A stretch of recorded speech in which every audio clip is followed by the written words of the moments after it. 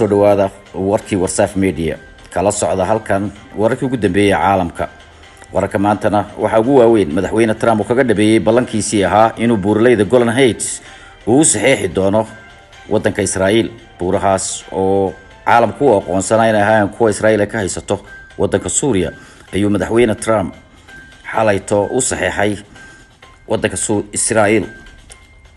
madaxweyne Trump oo uu garab taagnaa ra'iisul wasaaraha wadankaas Israa'iil Benjamin Netanyahu ayaa saxiixay in buuraleyda Golan Heights maanta laga bilaabo uu Mareykanku u aqoonsan yahay wadanka Israa'iil. dhanka kalena wadanka Ingiriiska ra'iisul wasaarada wadankaasi Ms Theresa May ayaa ku guuldareysatay markii saddexaad inay ka dhaadhiciso baarlamaanka wadankaasi in ay meel mariyaan heshiiska lagaga baxayo midowga Yurub. Mrs May ayaa hadeerto waxa ku jira hoggaankeeda xisbiga ay hogaamisay conservative-ka iyo hoggaanka wadankaasi Ingiriiska ee ra'iisul wasaaraha ka tahay, waxaana laga yaabaa inay ku weydo jagadeeda. dhanka kalena wadanka Ruushka iyo wadanka Suuriya ayaa aad uga soo horjeestay aqoonsiga uu madaxweynaha wadanka Mareykanku u aqoonsaday buuraleyda Golan Heights wadanka Israa'iil. madaxweynaha Putin ka wadanka Ruushka oo aad u taageera madaxweynaha wadankaasi Suuriya ayaa ka soo horjeestay saxiixaasi. dhanka kalena xubnaha u tartamaya madaxtinimada wadanka Mareykanka ee ka tirsan xisbiga dimuqraadiga ayaa dhamaantoodba ka baaqsaday inay ka qayb galaan shirka sanadlaha ah ee lagu qabanayo wadankaasi Mareykanka ee lagu taageero wadanka Israa'iil. xubnahaasi oo ay ka mid yihiin Sanders, Ms Kamala Harris iyo Elizabeth Warren ayaan iyagu haba yaraatay cag soo dhigin shirkaasi oo inta badan dadka u tartamaya madaxtinimada Mareykanka ay qasab tahay sanad walba inay ka qayb galaan. arrinkan ayaa loo maleynayaa inay hurisay ka hadalkii ay Ilhaan ka hadashay taageerada indhala'aanta ee Mareykanku uu siiyo wadanka Israa'iil. Ilhaan ayaa loo arkaa inay noqotay gilgilihii labaad ee siyaasadda wadanka Mareykanka. dhanka kalena marinka Gaza ayaa ilaa iyo xalayto duqeymo ka socdeen kadib markii ururka Xamaas ay gantaal ku weerareen waqooyiga magaalada Tel Aviv, kaas oo guri ku dhacay isla mar ahaantaana dhaawacay 7 qof oo Israa'iiliyiin ah. wadanka Israa'iil ayaa kaga aarsaday duqeymo uu geystay marinka Gaza dhismayaal ay ku eedeeyeen inuu leeyahay ra'iisul wasaaraha Xamaas ee marinka Gaza Ismaaciil Haniye ayaa la duqeeyay. halka waxaa dhaawac badan ka soo gaaray dad Falastiiniyiin ah oo shacab dhageystayaal. qodobada iyo kuwa kale ayaad nagala kulmi doontaan maanta aanu idiin haynaa warkii oo dhan imika ayaanu idiin soo gudbin doonaa.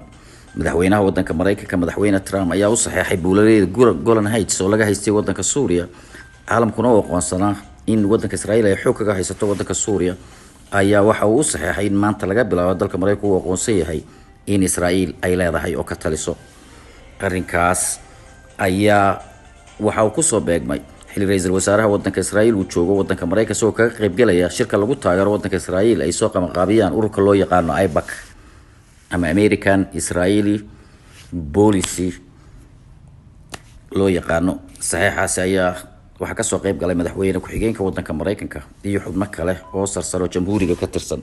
dhanka kale ra'iisul wasaaraha wadanka Israa'iil oo halka ka hadlay ayaa waxa uu sheegay in taageerada maanta Israa'iil ay ka hesho Mareykanka ay tahay tii ugu weyneyd abid horena aanay u soo marin taageero la mid ah tan maanta ay helaan.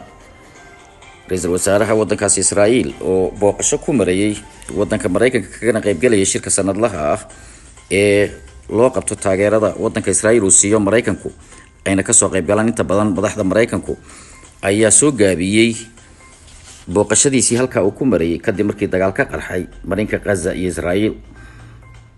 ururka Xamaas ayaa gantaal ku weeraray waqooyiga magaalada Tel Aviv, halkaas oo uu guri ku dhacay gantaalkaasi ayna ku dhaawacmeen 7 qof oo Israa'iiliyiin ah. halkaas oo ay kaga jawaabtay wadanka Israa'iilna gantaal ay ku weerartay marinka Gaza kaas oo lagu burburiyay dhismayaal dad badanina ay ku dhaawacmeen.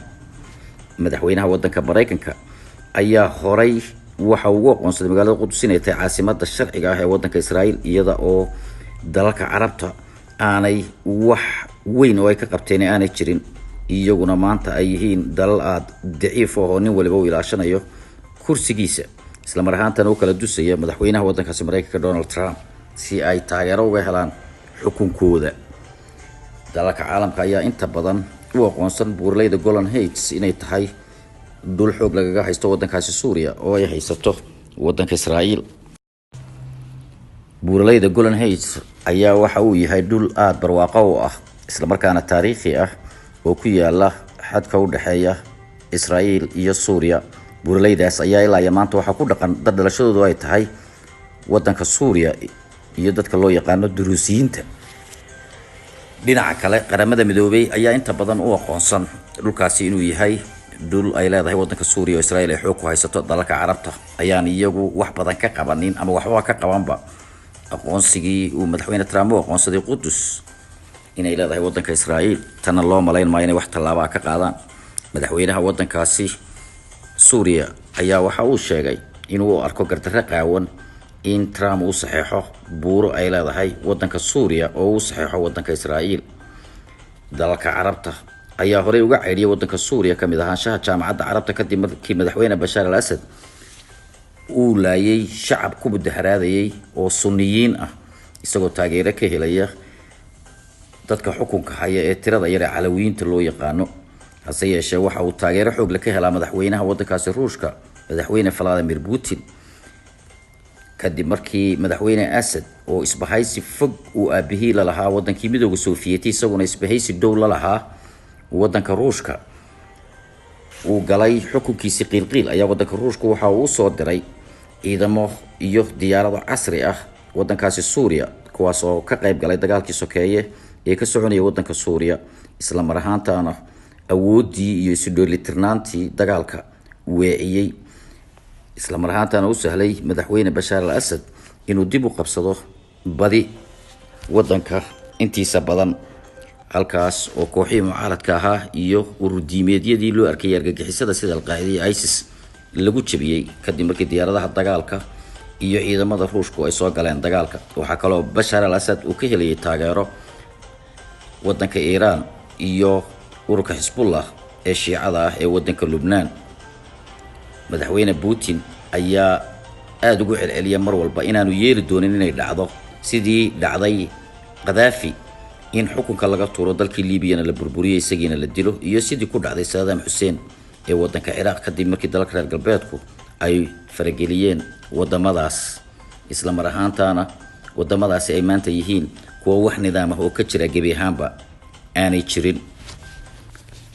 dhanka kale xogayaha guud ee qaramada midoobay Antonio Guterres ayaa cambaareeyay aqoonsiga uu madaxweyne Trump u aqoonsaday buuraleyda Golan Heights wadanka Israa'iil. xogayaha guud ee qaramada midoobay ayaa waxa uu sheegay in buuraleyda Golan Heights ay tahay dhul ay leedahay wadanka Israa'iil wadanka Suuriya aan idhaahdee isla mar ahaantaana madaxweyne Trump uu baalmaray shuruucdii iyo qaraaradii qaramada midoobay ee qeexayay in buuraleydaasi ay yihiin dhul wadanka Suuriya laga haysto oo uu haysto wadanka Israa'iil.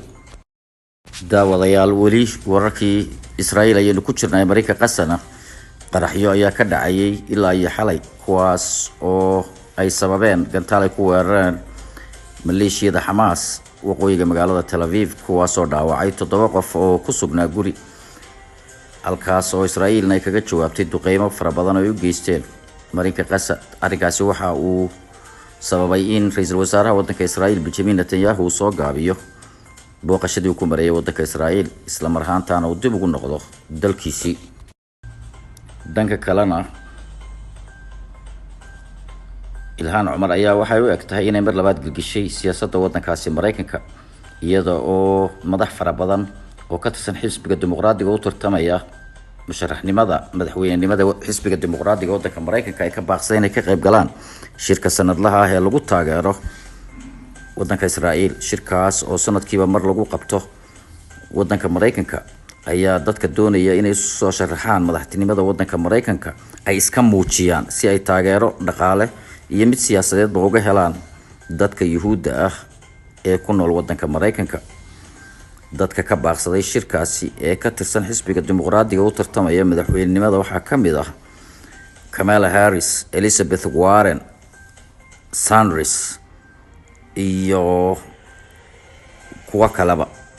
arrinkan ayaa waxa uu ka dambeeyay kadib markii Ilhaan Cumar ay in fara badan soo hadal qaaday ururkan AIPAC oo ay sheegeen inay ku cadaadiyaan siyaasiyiinta inay si indhala-aan u taageeraan siyaasadaha wadanka Israa'iil taas oo isla mar ahaantaana ay kasbatay Ilhaan in dad fara badan ay ku dhareecayeen ka soo horjeedo jiritaanka dadka Yuhuudda ah hase yeeshee iyadoo ay ku celcelisay inaanay ka soo horjeedin jiritaanka dadka Yuhuudda balse ay ka soo horjeedo siyaasadaha ay ku dhaqanto dawladda Israa'iil.